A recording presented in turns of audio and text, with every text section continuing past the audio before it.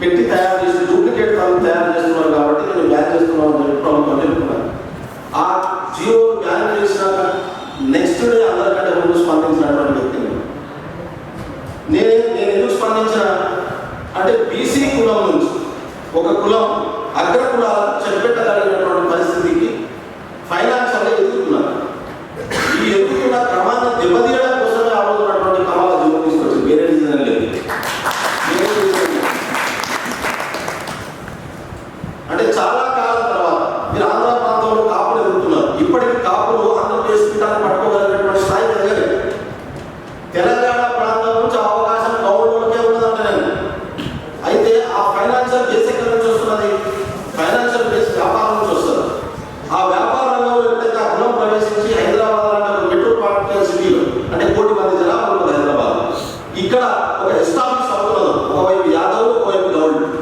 ఈ 2 కులాలు ఎప్పుడైతే ఎస్టాబ్లిష్ అవుతున్నాయో చాలా తెలివిగా కమ్మ సామాజిక వర్గానికి సంబంధించినటువంటి మేధావులు, రెడ్డి సామాజిక వర్గానికి సంబంధించినటువంటి మేధావులు కలిసి చేసినటువంటి కుట్రలో భాగమే ఆ జియో అంటారు.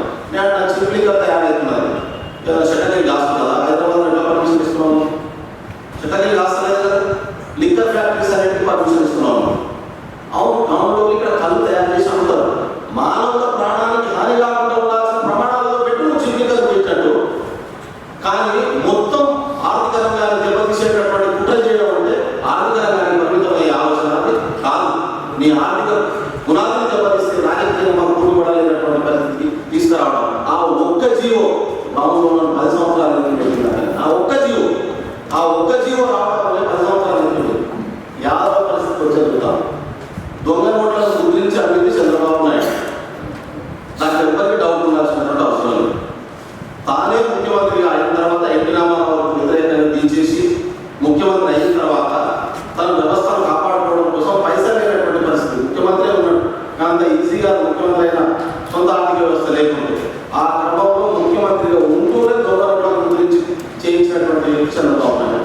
అటువంటి వ్యక్తి ఇష్టయాలకు తేలికి ఫోన్ చేసినారో లేకుంటే ఏదో ఫోన్ కాల్ లింక్ ఉందని చెప్పి 90 సెకండ్లు ఫోన్లో మాట్లాడిందని చెప్పి 90 సెకండ్లు అంటే 1.5 నిమిషం మాట్లాడని చెప్పి కృష్ణయాదవ్ను అరెస్ట్ చేయించి 3 సంవత్సరాలు 4 సంవత్సరాలు అక్కడే ఉన్నటువంటి మహారాష్ట్ర జైల్లో ఉంచినటువంటి పరిస్థితి మనం తెలుసు. ఆ లెక్కను చూసుకుంటే ఇవాళ ఉన్నటువంటి ఏ ముఖ్యమంత్రి ఏ రాజకీయ నాయకులు బయట తిరగడానికి కరెక్ట్ కాదు. ఏంటంటే కృష్ణయాదవ్ మీద జరిగినటువంటి కృష్ణయాదవ్ అరెస్ట్ అని నేను అనుకోవట్లేదు. దాన్ని దృష్టిలో పెట్టుకొని మొత్తం యాదవ్ కమిటీని హైదరాబాద్లో తొక్కిపడేసాను. దాన్ని తొక్కిపడేసాను. శ్రీనివాస్ యాదవ్ లీడర్ ఎదగలే యాదవ్, ఆయన ఇప్పటికీ బయట ఉన్నారు. కానీ కృష్ణ యాదవ్ లీడర్ ఎదిగాడు. ఎందుకు ఎదిగిందంటే ఓల్డ్ సిటీ బ్యాక్గ్రౌండ్ నుంచి వచ్చింది, ఫైటింగ్ ప్లేస్ నుంచి వచ్చింది, కొట్లాడే ప్లేస్ నుంచి వచ్చింది. ఒకవైపు ముస్లింలకు వ్యతిరేకమే కాదు ఆయన కాకపోతే ఆయన సిద్ధాంతం తెలియదు. ఆ ప్రాంతంలో ఉన్న తన వాళ్ళని కాపాడుకోవడమే ఎజెండా పెట్టుకుని పనిచేసింది ఆయన. ఇక్కడ సిద్ధాంతాల గురించి మాట్లాడుకోలేదు. అక్కడ ఉన్నటువంటి ప్రాక్టికల్ సిచ్యువేషన్ అది.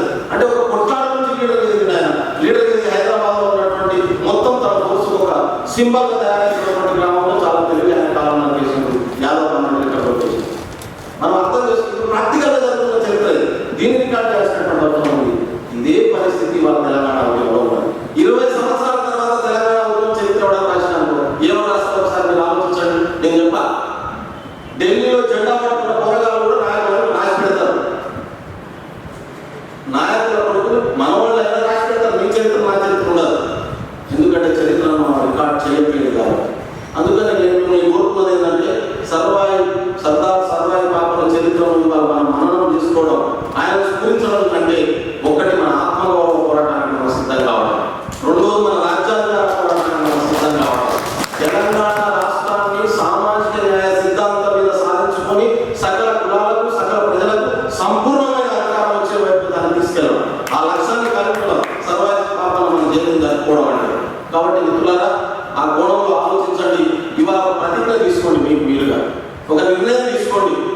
స్పష్టం లక్ష్యం పట్ల స్పష్టంగా పాపనకున్న స్పష్టత మనకు ఉండాల్సినటువంటి అవసరం. డైవర్సిటీస్ కావు. మనం జీవితంలో ఎక్కడైనా దాచుకున్నాం.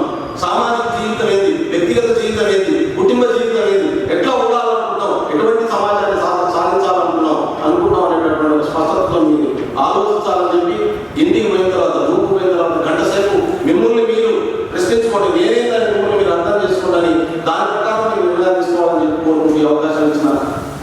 విద్యార్థి సంఘానికి